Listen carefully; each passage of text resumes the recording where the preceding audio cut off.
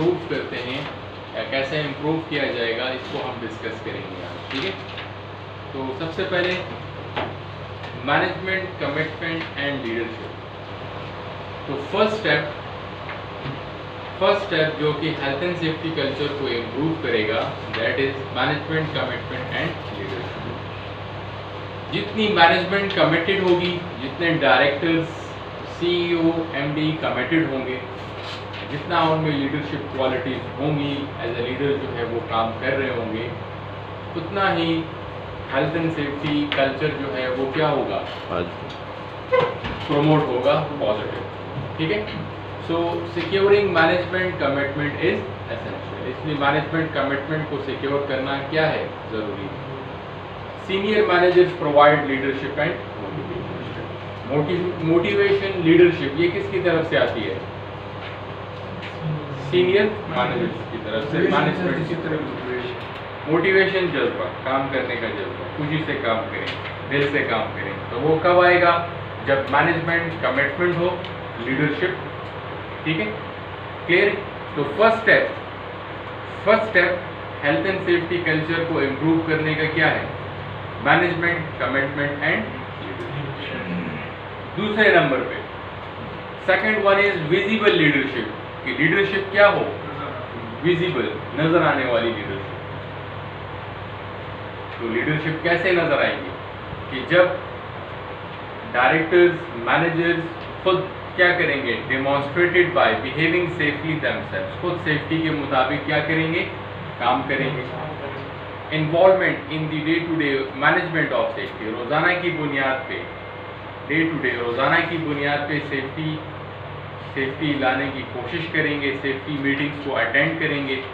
Promoting activities to improve safety, ऐसे activities करवाएंगे जिससे सेफ्टी क्या हो, इम्प्रूव हो, ठीक है। ऐसी एक्टिविटी जिस तरह कॉन्फ्रेंसेस हो गई, जिस तरह सेमिनार्स हो गई, जिस तरह टूल बॉक्स टॉक्स हो गई, इसमें खुद मैनेजमेंट जो है वो, लीडरशिप जो है वो इन्वॉल्व होगी। तो इससे कल्चर क्या होगा, प्रमोट होगा कि नहीं होगा। एंड इन्फोर्सिंग द रूल्स को इन्फोर्स करवाना, रूल्स को इम्प्लीमेंट करवाना, ये भी शो करता है ना विजिबल लीडरशिप।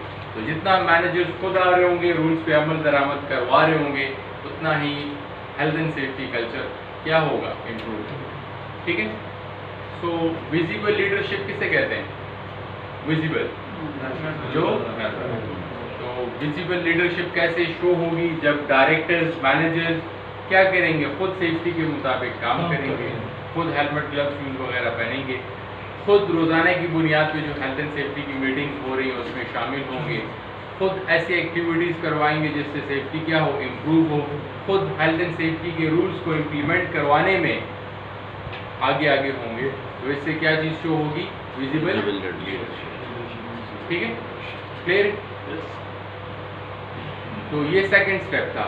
पहला स्टेप क्या था, management, commitment and leadership. Second step is visible leadership. Third step disciplinary procedures, discipline को लाकर, third step 1 2 3, third step discipline को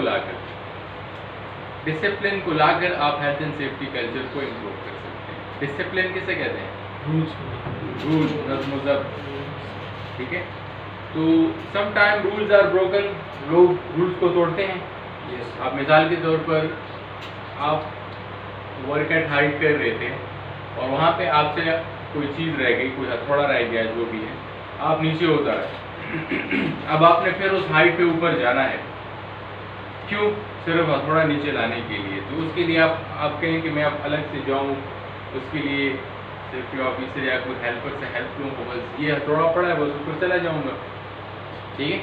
तो मीन्स के लोग रूल्स को तोड़ते हैं। अब मिसाल के तौर पर कोई मशीन है, कटिंग मशीन है, ठीक है, तो 2 मिनट का काम है, 2 मिनट का काम है।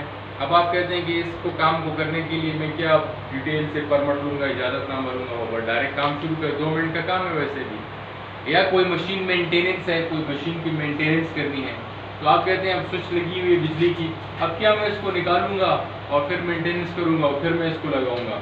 वैसे कि मेंटेनेंस है 2 मिनट के बाद ठीक करके और फिर जो है तो स्विच लगी हो, खैर है।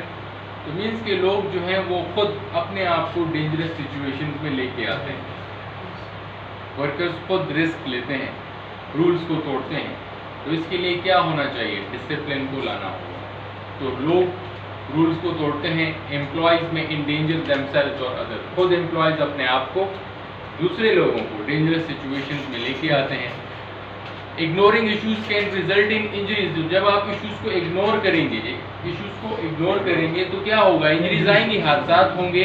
तो इसलिए डिसिप्लिन को लाना इंतहाई ज़रूरी है ताकि रूल्स पे अमल दरामद करवाया जाए। तो third step is disciplinary procedure. First, securing management commitment and leadership. Second, visible leadership. Third, disciplinary procedures. ठीक है? Fourth number is competent staff. Competent staff को हायर करके आप क्या कर सकते हैं? हेल्थ एंड सेफ्टी कल्चर को इम्प्रूव कर सकते हैं। किसको हायर करके? Competent staff. तो कॉम्पिटेंट स्टाफ कौन सा कहलाता है? जो माहिर हो, काम करने में क्या हो? माहिर हो। तो कॉम्पिटेंस, एक बंदा कब कॉम्पिटेंट बनेगा, एक बंदा कब अपने काम में माहिर बनेगा? जब उस काम को करने की नॉलेज आ जाए, एबिलिटी, सलाहियत आ जाए, वो ट्रेनिंग ले ले और उसका एक्सपीरियंस हो जाए, तो वो बंदा उस काम में क्या हो जाएगा? कॉम्पिटेंट। ठीक है? तो कॉम्पिटेंट स्टाफ होना चाहिए। तो जितना कॉम्पिटेंट माहिर लोग होंगे, स्टाफ माहिर होगा, काम करने वाला होगा, तो इससे हेल्थ एंड सेफ्टी कल्चर भी क्या होगा? प्रमोट होगा कि नहीं होगा? पॉजिटिव होगा कि नहीं होगा? ठीक है? तो इसलिए कॉम्पिटेंट स्टाफ मीन्स के कॉम्पिटेंट वर्कर्स होंगे, कॉम्पिटेंट मैनेजर्स होंगे, हेल्थ एंड सेफ्टी कल्चर क्या होगा? बढ़ेगा। तो कॉम्पिटेंट मैनेजर्स होने चाहिए, understand the implications of their decisions on health and safety, जिनको पता हो कि उन्होंने क्या डिसीजंस लेने हैं, क्या फैसले लेने हैं।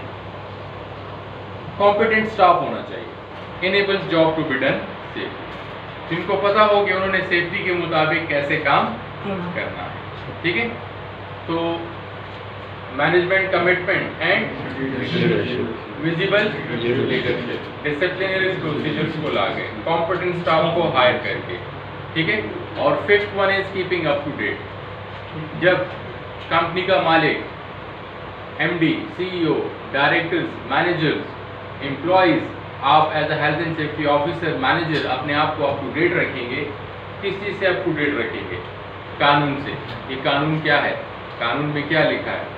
कौन सा नया कानून आया है हेल्थ एंड सेफ्टी का? उससे अपने आप को अप टू डेट रखेंगे तो इससे भी कल्चर क्या होगा? इम्प्रूव होगा।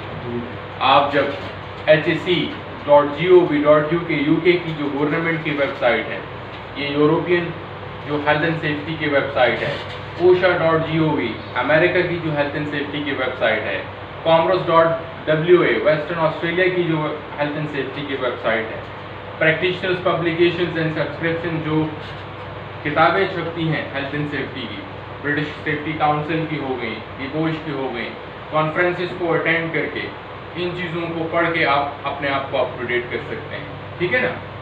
फिर तो ये चीज़ें करके आप अपने आप को अप टू डेट कर सकते हैं।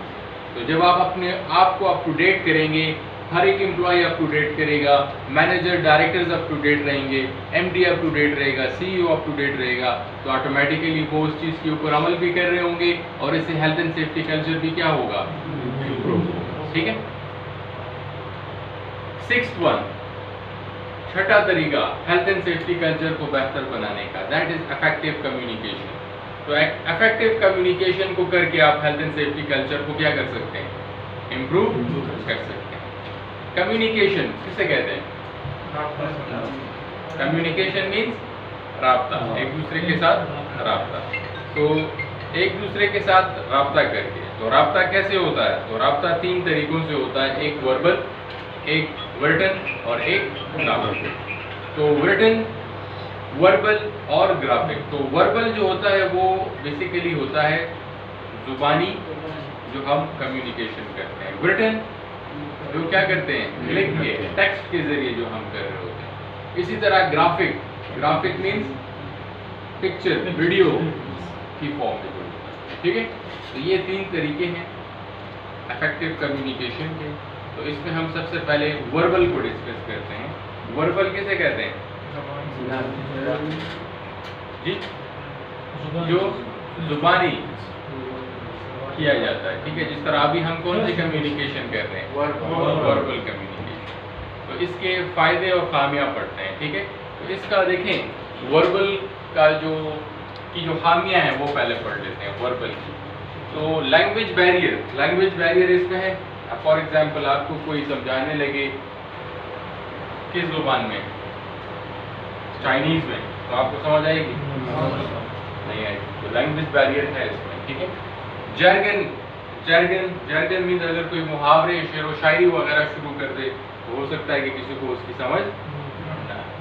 स्ट्रॉन्ग एक्सेंट डायलेक्ट, जिसका एक्सेंट स्ट्रॉन्ग हो, डायलेक्ट स्ट्रॉन्ग हो, तो उसकी भी किसी को समझ नहीं आती। जिस तरह अब इंग्लिश सब बोलते हैं, ब्रिटिश भी बोलते हैं, हम भी बोलते हैं, अमेरिकन भी बोलते हैं, लेकिन अमेरिकन के साथ अगर आप इंग्लिश बोलें तो उसका एक्सेंट इतना स्ट्रॉन्ग और तेज़ होता है कि उसको शायद आपको समझ, ठीक है। तो डायलेक्ट जिस तरह पश्तो है हम भी बोलते हैं और बनू के लोग, लेकिन बनू के लोगों का एक्सेंट क्या है, स्ट्रॉन्ग, ठीक है।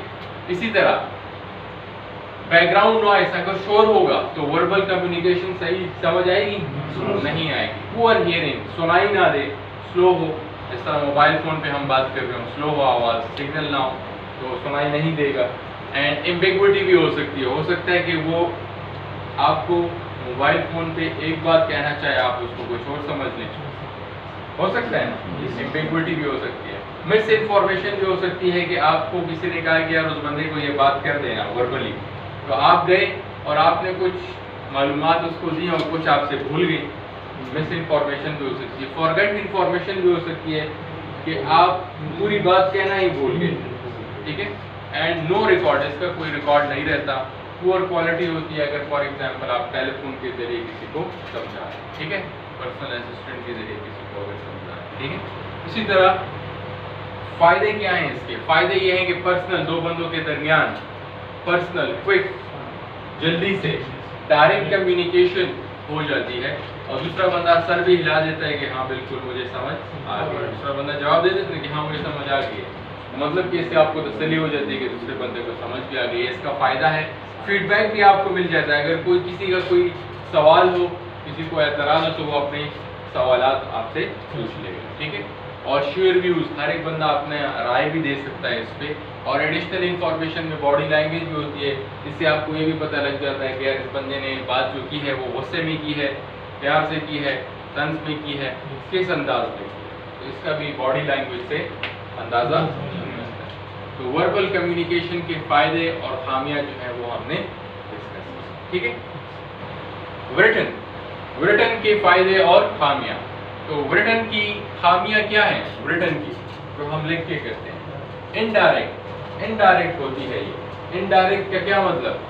इनडायरेक्ट का ये मतलब कि आप यहाँ पे मैसेज लिखते हैं, वो मैसेज जाता है, फिर वो दूसरा बंदा पढ़ता है, तो ये इनडायरेक्ट, ठीक है। इस पर टाइम भी क्या लगता है? ज़्यादा लगता है। और जर्गन, अगर आप इसमें मुहावरे वगैरह इस्तेमाल कर रहे हैं, एब्रिविएशन किसी को भिजवा दें, फॉर एग्जांपल जो बंदा निगोश को ना जानता हो, आप उसको कहें कि मैं निगोश करूँ, तो वो निगोश को कहेंगे ये क्या चीज़ है, निगोश क्या चीज़ है, तो वो आप फिर उसको बताएंगे कि ये नेशनल एग्जामिनेशन बोर्ड है वोकेशनल सेफ्टी एंड हेल्थ का, फिर वो उसकी डिटेल पूछेगा आपसे, तो उसकी उसको समझ एब्रिविएशन की नहीं आएगी। इम्पर्सनल हो सकती है, इम्पर्सनल होती है मीन्स कि अब वो बंदा तो सामने नहीं है ना, आपने मैसेज या टेक्स्ट किया उसको। इसी तरह एम्बिगुअस हो सकती है कि आपने जो सेंटेंसेस लिखे हुए हैं उसका कोई मीनिंग एज सच एग्जैक्ट नहीं बनता, डबल मीनिंग उसके बन रहे हैं। इसी तरह मे नॉट बी रीड, बाज़ लोग पढ़ते नहीं है, मैसेज आता है वो उसको इग्नोर कर देते हैं। बाज़ लोग लैंग्वेज बैरियर होता है, ऐसी ज़ुबान में आपने उसको टेक्स्ट भिजवा दिया कि वो उसको पढ़ ही नहीं सकता। And recipient may not be able to read, हो सकता है कि जो पढ़ने वाला है वो पढ़ ना सके, आपने उर्दू में भिजवा दिया, वो उर्दू ना पढ़ना जानता हो। इमीडिएट फीडबैक भी आपको नहीं मिलता, एकदम आपको जवाब नहीं मिलता, ठीक है। और इससे आप कोई सवाल पूछ सकते हैं नहीं, और कुछ अर्से के बाद इसका विजन भी क्या हो जाएगा, विजन ब्लर हो जाएगा, ठीक है। मतलब कि ये जो विजन है ना, ये तो आपने सफ़े पे लिखा हुआ है, पानी हो, बारिश या जो भी हो, आ गया सफ़े पे, कुछ अर्से के बाद वो सफाई ख़राब हो जाएगा, तो विजन क्या हो जाएगा, खराब हो जाएगा। लेकिन फ़ायदे क्या हैं, मेरिट्स, फ़ायदे क्या हैं? फ़ायदे ये हैं कि परमानेंट रिकॉर्ड आ जाता है आपके पास, ये परमानेंट रिकॉर्ड आ जाता है रिटर्न, ठीक है। और रेफरेंस आप इसको एज सबूत भी इस्तेमाल कर सकते हैं। अब इस तरह आप ज़मीन खरीदते हैं, गाड़ी खरीदते हैं, तो आप रिटन कम्युनिकेशन करते हैं, आप वर्बल पे नहीं जाते कि ये आपकी होगी ये भी नहीं, आप रिटन में इंतकालात और मुख्तारनामा और ये प्रॉपर चीज़ें कर रहे होते हैं, ठीक है।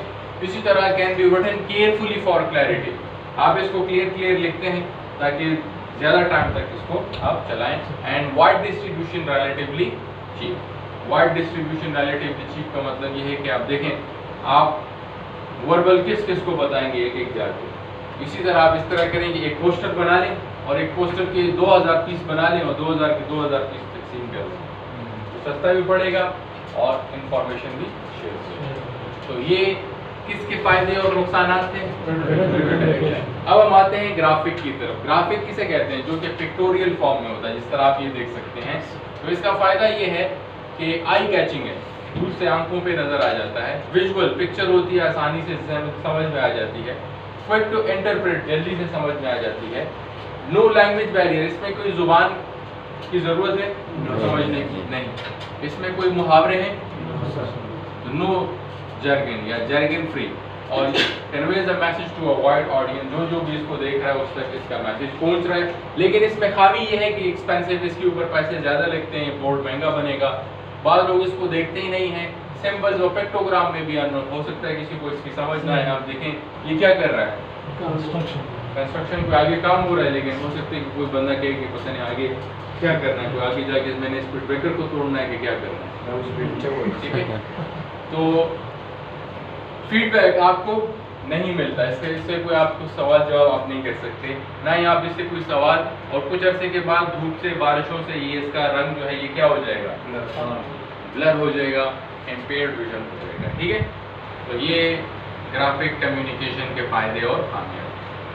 तो देखें, जितनी भी कम्युनिकेशन ज़्यादा होगी, जितनी कम्युनिकेशन ज़्यादा होगी, उतना ही हेल्थ एंड सेफ्टी कल्चर क्या होगा, पॉजिटिव, ठीक है। तो कम्युनिकेशन में हम रिटन, वर्बल, ग्राफिक कर रहे होते हैं, और बाद जगहों पे हम दोनों का कम्बिनेशन भी कर रहे होते हैं। बाद जगहों पे ऐसा भी होता है कि हम वर्बल, रिटन, ग्राफिक का तीनों का एक साथ इस्तेमाल कर रहे होते हैं। जिस तरह इस स्लाइड में आप देखें, ये रिटन है और ये क्या है, ग्राफिक है, लेकिन कोई ऑडियो यहाँ से आ रही है, ऑडियो यहाँ से आ रही है, तो तीनों है, ठीक है। ऑडियो, वर्बल, हम आपसे पूछते हैं, तो वर्बल, रिटन, ग्राफिक, ठीक है। तो बाद जगहों पे तीनों चीज़ें एक साथ हो रही होती हैं। जिस तरह नोटिस बोर्ड्स पे आप देखें, नोटिस बोर्ड लगा होता है, तो पिक्चर्स भी लगी होती है, रिटन कम्युनिकेशन भी होती है। पोस्टर्स एंड वीडियोस में आप देखें तो वर्बल, रिटन, ग्राफिक तीनों होती हैं। डिजिटल मीडिया, आपका जो व्हाट्सएप है, फेसबुक है, मैसेंजर है, इंस्टाग्राम है, इस पर भी सब चीज़ें आप कम्युनिकेट कर रहे होते हैं। एंड कंपनी इंट्रानेट, कंपनी का अपना जो इंटरनेट होता है उसको इंट्रानेट कहते हैं। कंपनी का अपना इंटरनल जो होता है, जो कि बाहर लोगों के लिए नहीं होता, वो कंपनी का इंटरनल होता है, कॉन्फिडेंशियल होता है, ठीक है। तो वो भी कौन सा सिस्टम है, इनके ब्रॉडकास्टिंग मेथड्स में वर्बल, रिटन, ग्राफिक है। मेमोज, ईमेल्स जो आप कर रहे होते हैं, या टूल बॉक्स टॉक जो आप वर्कर्स को समझा रहे होते हैं हेल्थ एंड सेफ्टी के बारे में, वर्बली समझा रहे होते हैं, उनको फिर आप डॉक्यूमेंट भी देते हैं क्या आपको समझाए, तो वर्बल, रिटन वहाँ पे भी होता है। मेमोज एंड ईमेल, जो आप ईमेल टाइप कर रहे होते हैं, वो भी रिटन और ग्राफिक में आप भेज सकते हैं। और आपकी जो किताबें हैं वो भी क्या है, कौन सी कम्युनिकेशन है, रिटन एंड ग्राफिक, ठीक है, क्लियर है। तो बेसिकली ये ब्रॉडकास्टिंग मेथड्स है।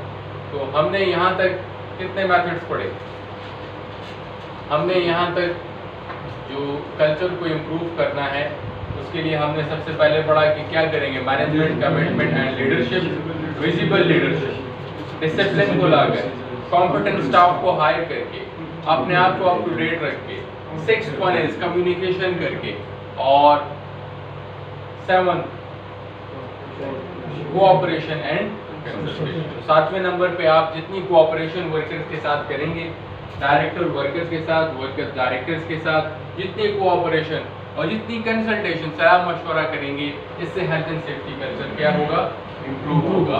तो often a legal requirement to consult with workers, ये आपकी कानूनी जिम्मेदारी है कि आपने वर्कर्स के साथ सलाह मशवरा करना होगा। Consultation is a two way process, consultation two way process है, जिसमें क्या होता है, मैनेजर वर्कर्स को बताता है अबाउट प्लान्स। मैनेजर वर्कर्स को बता रहा है अबाउट प्लान और वर्कर्स के मसाइल को सुन रहा है। तो कितने वे हो गए? 2 वे। मैनेजर वर्कर्स को बता रहा है 1 और वर्कर्स के मसाइल सुन रहा है 2। 2 वे प्रोसेस है। बात की समझ आई कि नहीं आई? तो 2 वे प्रोसेस है और इससे क्या चीज होगी? हेल्थ एंड सेफ्टी कल्चर जो है वो इम्प्रूव होगा। तो typical issues to consult on, हम किन किन चीजों पे कंसल्टेशन कर रहे होते हैं? Introduction of new measures affecting safety and health. क्या नए हिफाजती इक़दामात हो रहे हैं? क्या नए हिफाजती इक़दामात हो रहे हैं? इस पे कंसल्टेशन की जाती है। Appointment of new advisors, appointment of new advisors, नए कौन से जिसके सेफ्टी ऑफिसर, सेफ्टी मैनेजर्स को हायर करना है, इस पे आपको वर्कर्स के साथ सलाह मशवरा करना होगा। हेल्थ एंड सेफ्टी ट्रेनिंग्स कैसे दें, इस पे वर्कर्स के साथ सलाह मशवरा करें। नई टेक्नोलॉजी को कैसे लेके आएं, इस पे वर्कर्स के साथ सलाह मशवरा करें। तो इन चीज़ों पे आपने वर्कर्स के साथ क्या करना होगा? कंसल्टेशन। ठीक है, क्लियर? तो देखिए, जितना आप कंसल्टेशन वर्कर्स के साथ सलाह मशवरा करेंगे, जितना आप वर्कर्स को इन्वॉल्व करेंगे हर एक चीज में, तो इससे कौन सा कल्चर आएगा? Positive culture. अगर आप अपनी मनमानी करेंगे, डिक्टेटोरियल अप्रोच, अपनी मर्जी करेंगे, अपनी मनमानी करेंगे, जितना आप इन्फॉर्मिंग अप्रोच करेंगे, वर्कर्स को समझाएंगे और वर्कर्स की नहीं सुनेंगे, अपनी मनमानी करेंगे, तो इससे कौन सा कल्चर आएगा? Negative culture. तो बेसिकली कितने मेथड्स हो गए? 7 और 8th वन इज ट्रेनिंग। 8वां कौन सा है? ट्रेनिंग। तो ट्रेनिंग दे के आप कौन सा कल्चर ला सकते हैं? Positive health and safety culture ला सकते हैं। तो training, what is training? So training in the context of health and safety is, training किसे कहते हैं? The planned formal process of acquiring and practicing knowledge and skills in a relatively safe environment. तो training कहते हैं कि एक plan जिसकी आपने प्रॉपर प्लानिंग की हुई हो, फॉर्मल तरीके का, जिसकी प्रॉपर इस तरह फॉर्मली हम ये ट्रेनिंग हमने अरेंज की हुई है, एंड जिसमें आप वर्कर्स को क्या दें? नॉलेज प्रैक्टिस करवाएं, एक्वायर करें। किस एनवायरनमेंट में? Safe environment. किस एनवायरनमेंट में? सेफ एनवायरनमेंट में। ठीक है। तो training, what is training in the context of health and safety? Training किसे कहते हैं? कि जब आप प्रॉपरली एक प्लान तरीक़ेकार हो, जिस तरह हमने कहा कि यार अगले हफ्ते पीर के दिन से इस तारीख को हमने ट्रेनिंग स्टार्ट करनी है, ये प्लान तरीक़ेकार है। फॉर्मल तरीक़ेकार ये कि आप इधर आएंगे, इधर बैठेंगे और प्रॉपर जो है टॉपिक्स हम डिस्कस करेंगे, और जिसमें हम आपको इंफॉर्मेशन देंगे, काम की इंफॉर्मेशन देंगे और मीन्स के नॉलेज देंगे आपको, वो प्रैक्टिस करवाएंगे सेफ एनवायरनमेंट में। जिस तरह वर्कर्स ने काम करना है, for example work at height पे, इस मिसाल को समझे। देखें, वर्कर्स ने काम करना है हाइट पे। अब हाइट पे उन लोगों ने काम करना है, तो आपने उनको ट्रेनिंग देनी है, तो प्रॉपर प्लानिंग होनी चाहिए कि यार परसों से आप इतने बजे आ जाएं। फिर जब वो आ जाएं तो प्रॉपर क्या करें? फॉर्मल तरीके से उनको समझाएं कि वर्क एट हाइट पे क्या खतरात होते हैं, नॉलेज दें उनको, इंफॉर्मेशन दें उनको, फिर उनसे प्रैक्टिस करवाएं, फिर उनको कहें कि यार इस तरीके से काम किया जाता है। फिर एक कॉम्पिटेंट बंदे को ऊपर काम करवाने के लिए भेजें, बेल्ट वगैरह सब चीज़ें सेफ्टी लगा के, नीचे नेट लगा के, सेफ एनवायरनमेंट, उनसे फिर हर एक बंदे से उस तरह प्रैक्टिस करवाएं। तो जितने पार्टिसिपेंट्स होंगे उस ट्रेनिंग में, सबको आइडिया हो जाएगा कि मैंने वर्क एट हाइट पे कैसे काम करना है। ठीक है। स्किल्स आपने उसमें मीन्स के वो हुनर लेके आए। ठीक है, क्लियर? सर एक क्वेश्चन है sir ji sir, for example project हो एक जगह पे, वहाँ पे एक्सकेवेशन प्लानिंग हो रही हो, या हम कॉलम बना रहे हैं, बीम बना रहे हैं, ऐसे खतर या हाइट पे लेकिन ख़तरनाक जगह पे, या ट्रेन का काम हो रहा हो हाइट पे ख़तरनाक जगह पे, तो इसके लिए जो सेफ्टी हम प्रोवाइड करेंगे सर, ये इस बुक में है या आगे हम पढ़ेंगे? सर जो ये एक्सकेवेशन के लिए अपनी सेफ्टी होगी सर। जी वो होती है, और हम इस आईजीसी में सिर्फ मैनेजमेंट को डिस्कस करते हैं।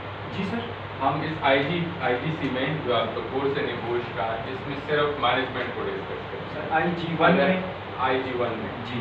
और अगर आपने ये चीज़ें पढ़नी हो ना, एक्सकेवेशन की क्या सेफ्टी है, वर्क एट हाइट की क्या सेफ्टी है, हाँ ना, इसके लिए फिर ओशा कोर्स में ये चीज़ें होती हैं। अच्छा, कोर्स में नहीं, ओशा मेरे साथ ये फिर ओशा कोर्स तभी तो मैं सोच रहा हूँ सर कि ये सर क्यों नहीं पढ़ा नहीं, ये फिर उस कोर्स में ओशा में। ओशा कोर्स, ठीक है। तो ट्रेनिंग जब आप वर्कर्स को देंगे तो that has a dramatic effect on safety related behaviour. तो लेकिन जब आप वर्कर्स को ट्रेनिंग देंगे ना तो इनका उन पे डायरेक्ट असर पड़ेगा, ट्रेनिंग का वर्कर पे डायरेक्ट असर पड़ता है, ठीक है ना। Without training workers try to do their jobs by. आज जब आपने वर्कर्स को ट्रेनिंग नहीं दी होगी तो वो क्या करेंगे, वर्कर्स को ट्रेनिंग नहीं मिलेगी तो वो क्या करेंगे, कॉपीइंग अदर, दूसरे को कॉपी करेंगे कि वो कैसे काम कर रहा है वैसे ही मैं काम करूँ, या doing the job the way they think is best, या उस तरीके से काम करेंगे जो उनको क्या लगता हो अच्छा। लेकिन जब आप वर्कर्स को ट्रेनिंग दे देंगे तो फिर उनको हैजर्ड्स एंड रिस्क्स की समझ आ जाएगी, उनको रूल्स एंड प्रिकॉशंस की समझ आ जाएगी, उनको इमरजेंसी प्रोसीजर्स में क्या करना है उसकी समझ आ जाएगी, उनको पता लग जाएगा कि लिमिटेशंस एंड रेस्ट्रिक्शंस क्या है, क्या मैंने करना है और क्या मैंने नहीं करना, ठीक है। तो what do you need to train, when do you need to train, आपको कौन कौन सी ट्रेनिंग किन किन लोगों को देनी होगी। तो अगर एक कंपनी में न्यू एम्प्लॉयज आ गए, कौन से एम्प्लॉयज आ गए, न्यू नए एम्प्लॉयज आ गए, तो उनको आपने कौन सी ट्रेनिंग देनी होगी, इंडक्शन ट्रेनिंग। इंडक्शन ट्रेनिंग, जब भी कंपनी में नए एम्प्लॉयज आएंगे उनको कौन सी ट्रेनिंग देंगे, इंडक्शन। अगर किसी की जॉब चेंज हो गई है तो जॉब चेंज हुई है तो उसमें खतरात भी क्या हुए होंगे, चेंज हुए होंगे, तो उस हवाले से आपने उनको न्यू इंडक्शन, उनको नई इंडक्शन ट्रेनिंग देनी है काम के बारे में। नए वर्कर्स हैं उनको समझ भी नहीं है, कंपनी की पॉलिसी का भी नहीं पता, प्रोसीजर्स का भी नहीं पता, काम का भी नहीं पता। नए एम्प्लॉयज है, कंपनी की policy, procedures, risk assessments, emergency procedures, काम के हवाले से सब चीज़ें उनको बतानी होती हैं, इसको इंडक्शन ट्रेनिंग है, ठीक है। अगर किसी कोई प्रोसेस चेंज हो गया, काम का तरीक़ेकार बदल गया तो नए तरीक़ेकार में नए खतरात होंगे, उसके हवाले से ट्रेनिंग देनी होगी।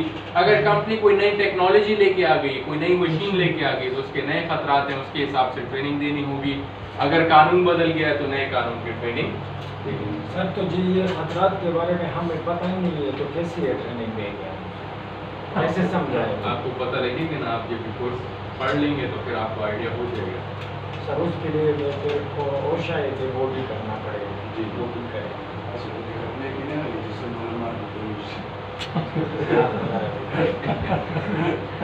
तो ये आप जब ये कोर्स पढ़ेंगे ना तो आपको ये एंड तक पहुंचने दें, आपको फिर खुद ही आइडिया हो जाएगा इस कोर्स का, तो इस कोर्स से भी आपको आइडिया हो जाएगा, ठीक है ना। तो देखें अब नए यहाँ पे आपको एग्जाम्पल भी दी गई कि अब नए एम्प्लॉयज आ गए हैं आपकी कंपनी में, नए एम्प्लॉयज आ गए हैं तो आपको कहा जाता है कि इनको समझाएं इंडक्शन ट्रेनिंग।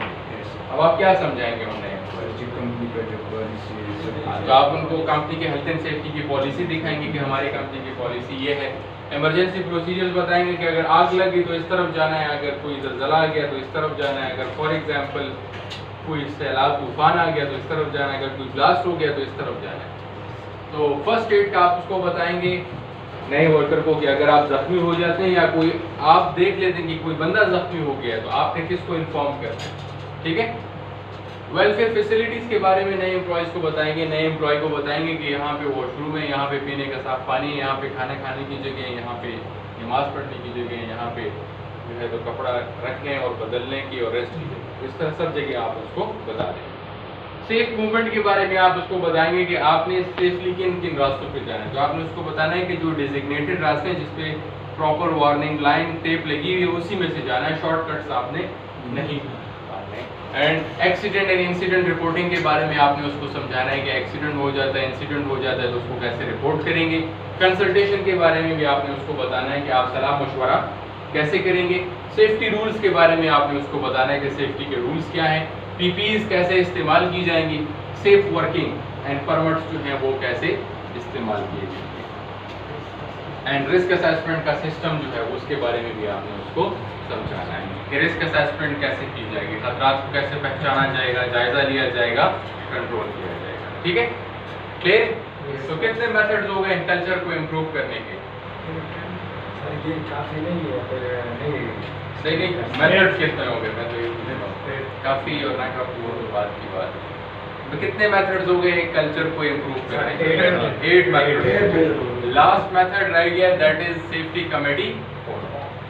तो सेफ्टी कमेटी होती है हर एक कंपनी में, जो कि क्या कर रही होती है, मीटिंग्स कर रही होती है, ठीक है। हर एक कंपनी में एक सेफ्टी कमेटी मीटिंग होती है, हर एक कंपनी में कमेटी मीटिंग्स होती हैं, जो कि एक प्रॉपर इंटरवल पे हो रही होती है। मंथली भी होती है, हर 3 महीने के बाद भी होती है, वीकली भी होती है। उनके अपने मेंबर्स होते हैं।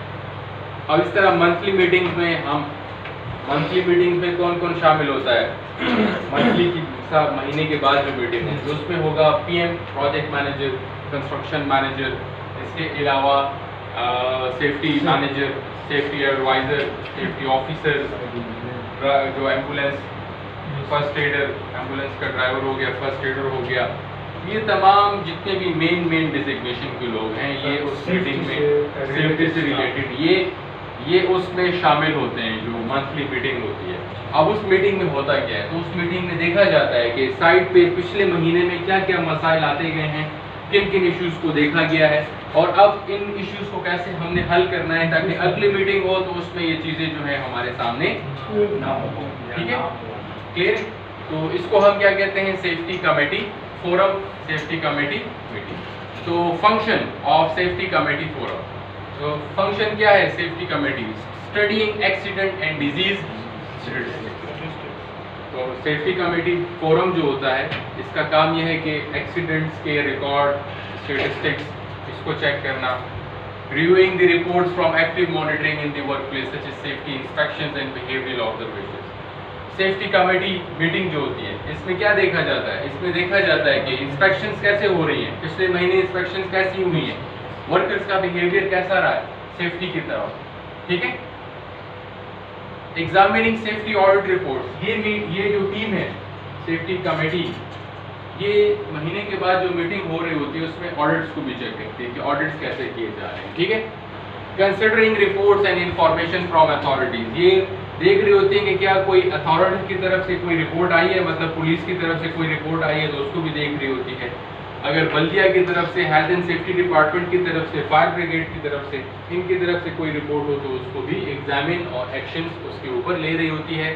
Considering reports submitted by worker representatives, इस मीटिंग में वर्कर्स का लीडर भी होता है, जिसको फॉरमैन कहते हैं, या रिप्रेजेंटेटिव अलग से होता है, तो वो भी अपनी रिपोर्ट्स पब्लिश करता है, उन रिपोर्ट्स को भी चेक किया जा रहा होता है। And assisting in the development of procedures and policy, और सेफ्टी कमेटी का ये काम होता है कि वो प्रोसीजर्स को, पॉलिसीज को देख रहा होता है। And monitoring the effectiveness of training and safety communication, trainings को भी चेक कर रहे होते हैं, सेफ्टी कम्युनिकेशंस भी कर रहे होते हैं, ठीक है, क्लियर? तो सेफ्टी कमेटी फोरम का ये काम होता है, ठीक है, क्लियर?